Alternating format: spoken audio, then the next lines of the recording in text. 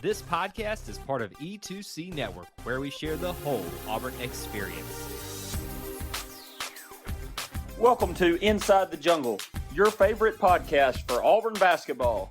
I am your co-host, Chandler Fullman, and I am joined alongside with my other co-host, Jase Phillips. Jase, Auburn basketball on a 4-game winning streak. How's life going? It's going pretty good. I can't complain, and the fact that my Tigers are getting to going, it really doesn't make things much worse.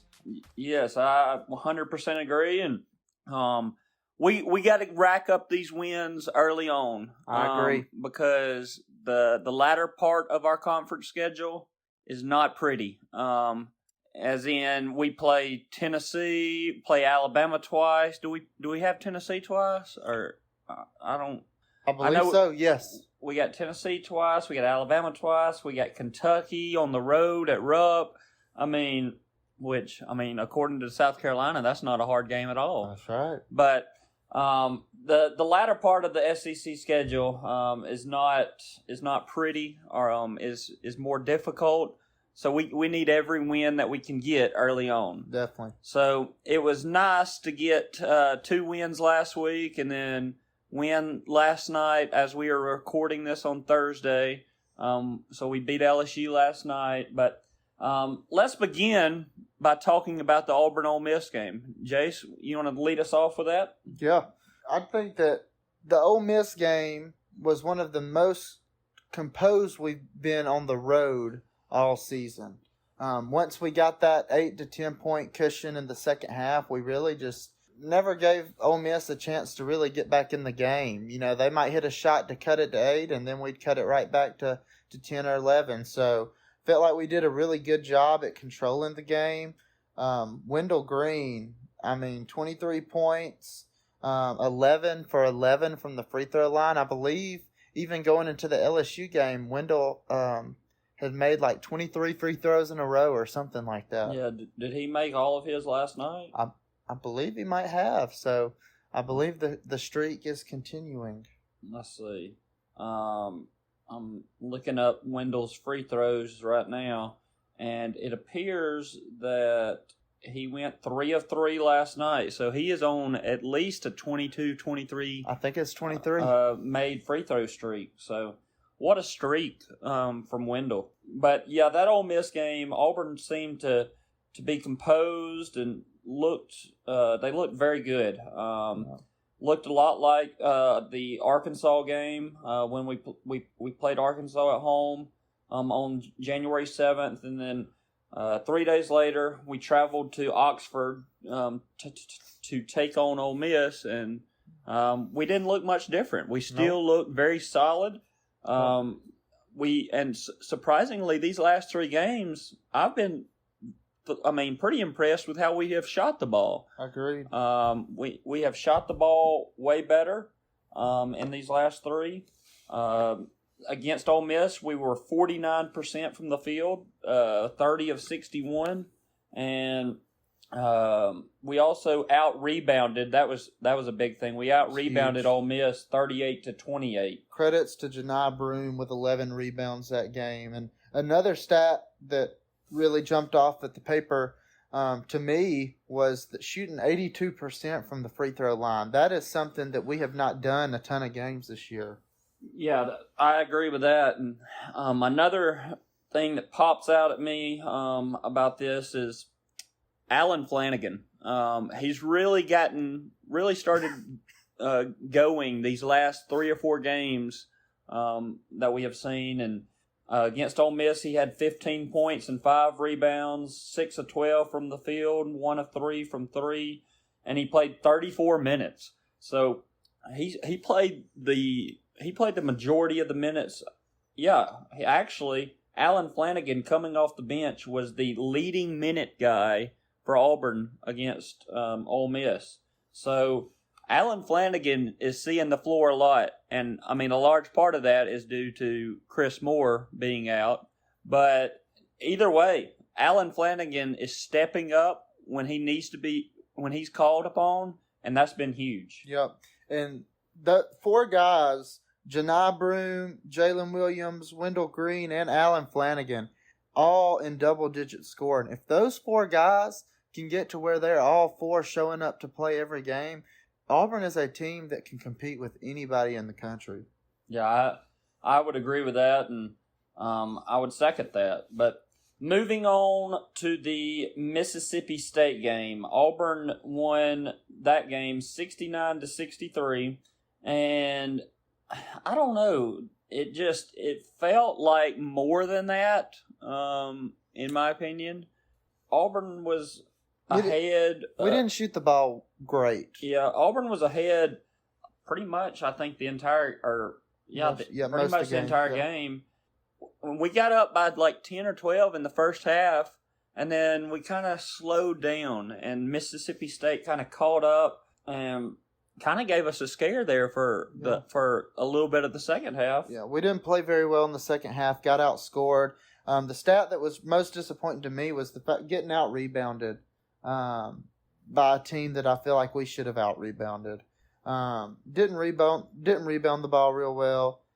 Didn't necessarily shoot the ball the best, but we did still shoot a pretty good percentage from 3-point, going 44% and 77% from the free throw line. So we still shot the ball pretty well. Something that I'm just now noticing is that we shot 13 free throws. Mississippi State shot 28. Yeah. So when you think about that stat, and you think about the fact that they shot, more than double the free throws, then I guess it does look a lot better. Yeah, I would agree with that. And like I said, Auburn, it was kind of a weird game because most of the time I feel like this season Auburn has kind of not been the best in the first half and then excelled in the second half. But this game, it was kind of opposite. They kind of did very well in the first half and then kind of, I'm not going to say played bad, but didn't look the best during the second half. So kind of the opposite of what we have seen. But winning only by 6, I think is not I don't know how to word this, but not a great accomplishment, because look at Mississippi State's 3-point shooting. They went 0 of 18. So if they would have just made 2 or 3 of those, they would have beat us. Yep. And going 2 of 18 or 3 of 18 is not a good percentage, but it's better than 0 of 18. So right. Mississippi State couldn't hit a bear in the butt with a bass fiddle. I mean, it was ridiculous. Their 3-point shooting was atrocious, but I mean, you've also got to credit our defense. So, Jase, tell us about the scoring from Auburn. Yeah, so Jalen Williams, 21 points, and Jalen Williams is a guy who has really turned it on as of late, especially these last couple games. Wendell Green, he kind of had a slow start, but he got going towards the end of the game, ended with 17 points. I think he got fouled there towards the end and got lots of points from free throws. Lior Berman, he only had 1 3, but stepping up and playing 13 minutes for us. I mean, that is a really big deal to see what, coming to Auburn as a walk-on, and now he's getting that kind of playing time. I just really love to see that and see his hard work pay off.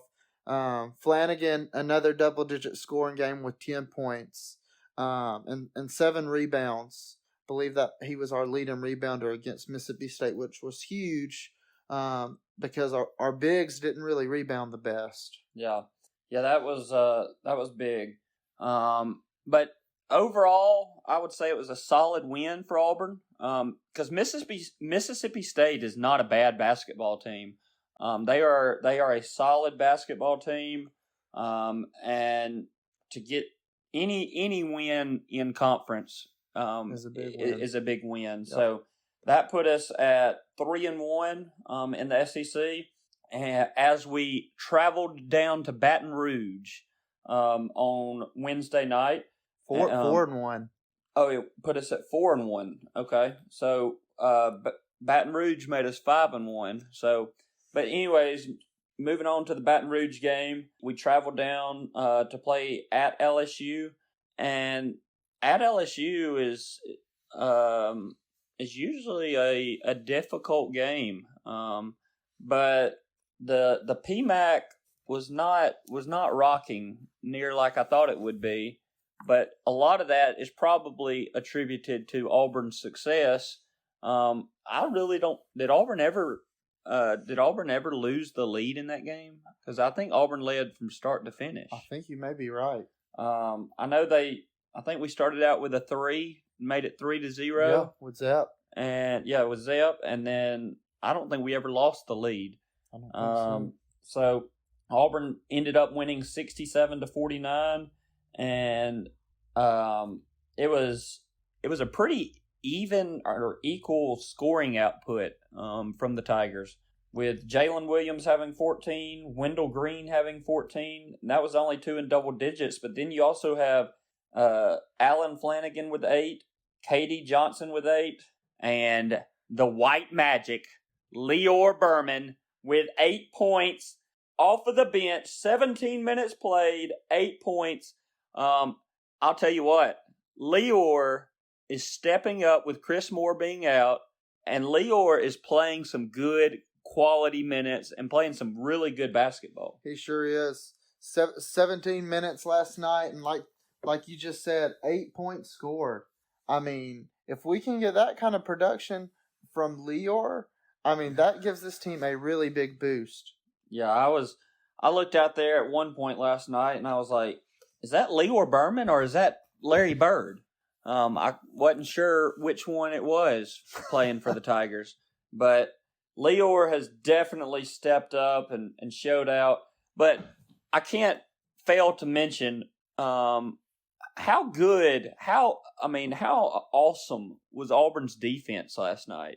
Oh, it was very good. And that's one thing that I was almost just as big of a win as the fact that we obviously had more points. Was that was probably the best game we've played defensively, probably in all of conference play. Yes, I would agree with that.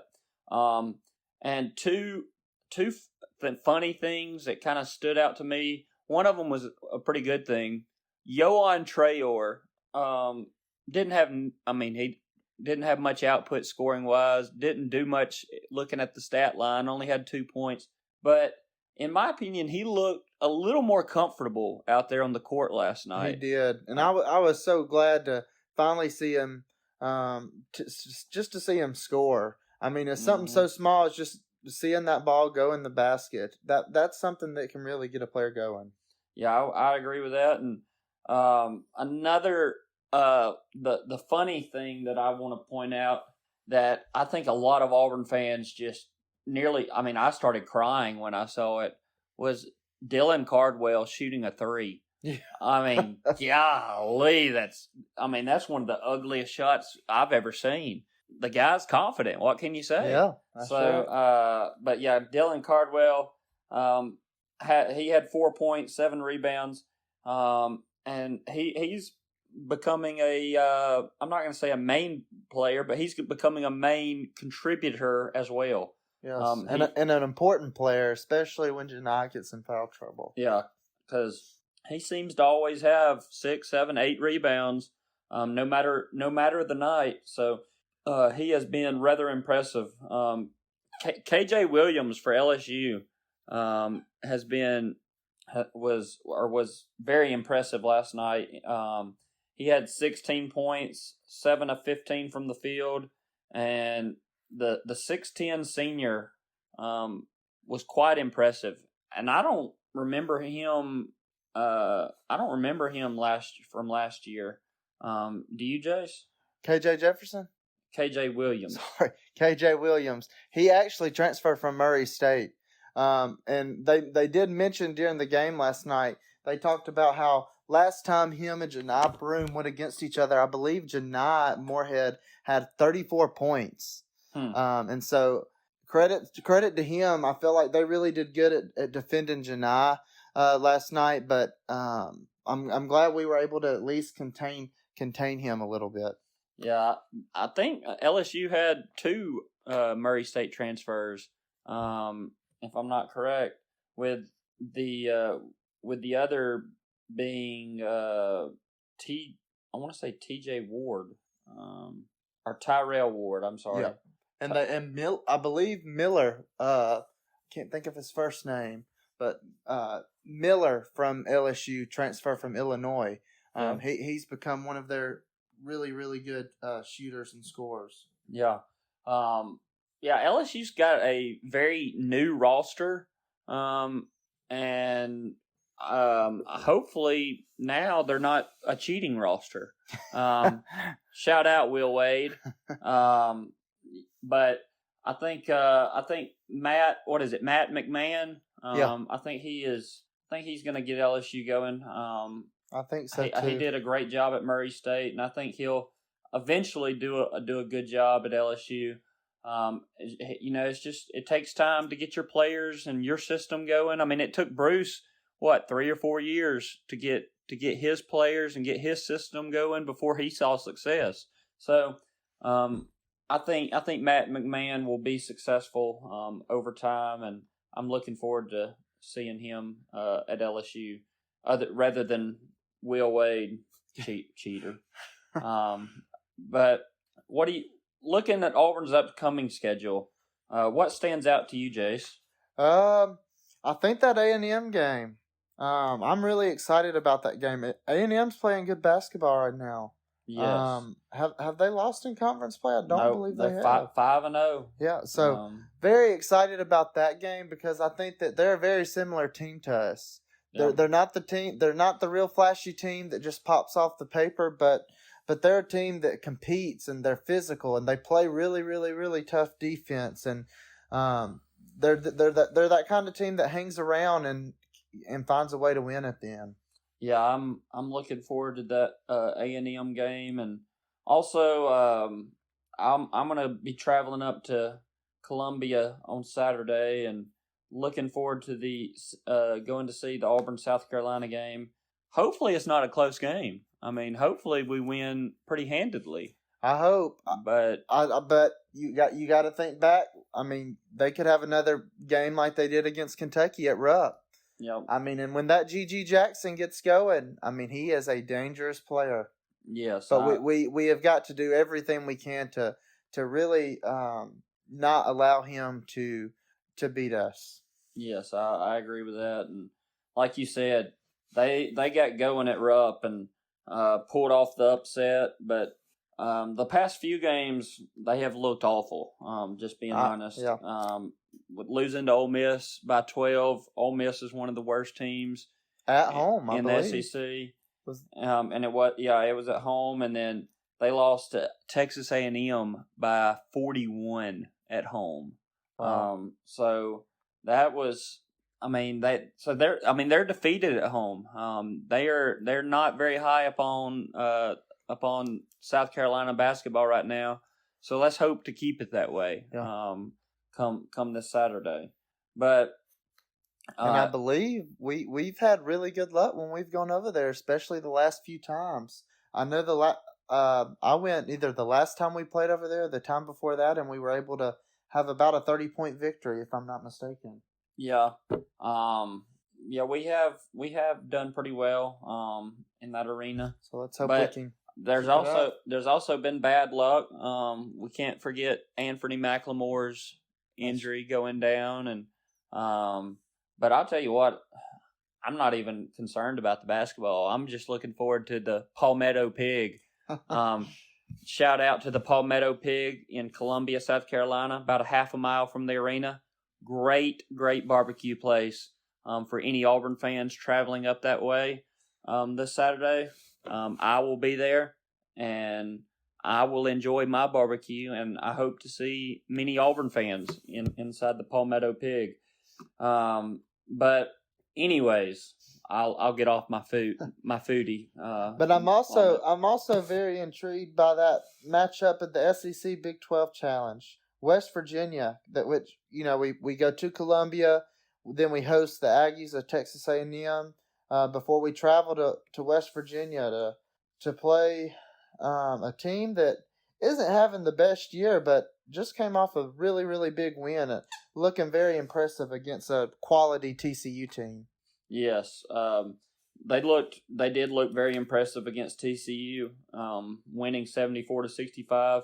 But before that, they were on a 5-game losing streak. So that's true. We just don't know which team's going to show up. We don't know which West Virginia team will show up. It could be the team that can defeat the number 14 team in the country, or it could be the team that lost 5 in a row. So who knows which team will show up? And I'm excited to see that game. But I think, in my opinion, we really, really need at least 3 out of the next 4, with South Carolina, A&M, West Virginia, and Georgia, because after that, it is not pretty. At Tennessee, at A&M versus Alabama. Then we end the SEC schedule with at Kentucky, at Alabama versus Tennessee. I mean, that right there is 6 very difficult games. Now, thankfully, we have 3 games that are, I'm not going to say not difficult, but are not as difficult in between, with Missouri versus Missouri at home, at Vanderbilt, and then versus Ole Miss at home. So I feel like if we can get to the 7 or 8 win mark in the SEC, and then win 2 out of those 3 that I just mentioned, or 3 out of those 3, and get to the 11 win mark, and then maybe steal 1 or 2 from Tennessee or Alabama or Kentucky, we'll be in good shape. I agree. And one thing that I want to mention that I just noticed looking at the West Virginia game, their leading scorer on the year is Eric Stevenson, who, if those of you who know, just transferred from South Carolina, and I believe the last time we played them, he had a few choice words to say to the Auburn student section, a little bit of chirping. So I'm anxious to see, to get to go against him again, even though he's not at South Carolina anymore. Yeah, that will be that'll be exciting, and I'm looking forward to that West Virginia game, just to get outside the SEC schedule and get some new opponents. It will be exciting. I'm looking at this Eric Stevenson, and Lord, he's traveled the country. He has. Played at Wichita State his first 2 years, Washington his 3rd year, South Carolina his 4th year, West Virginia his 5th year. He has been with 4 different schools in 5 years. So he's been quite the traveler. Yeah. Over the last 5 years. But anyways, we will that will about do it for this episode of Inside the Jungle. Unless, Jase, you have anything else? I think that's it. Well, that'll do it for this episode. But we will be coming to you again in late January. But until then, War Eagle. War Eagle. Thank you for tuning in to today's episode on the E2C Network. On your way out, I want to remind you to stop by e2cnetwork.com. It's your one-stop shop for all our content across our podcast, YouTube channel, and much more. To stay up to date with us, make sure you're following social media accounts such as Facebook, Twitter, and Instagram. While our content here may always be Auburn sports heavy, if it's orange and blue, it's what we do. War Eagle.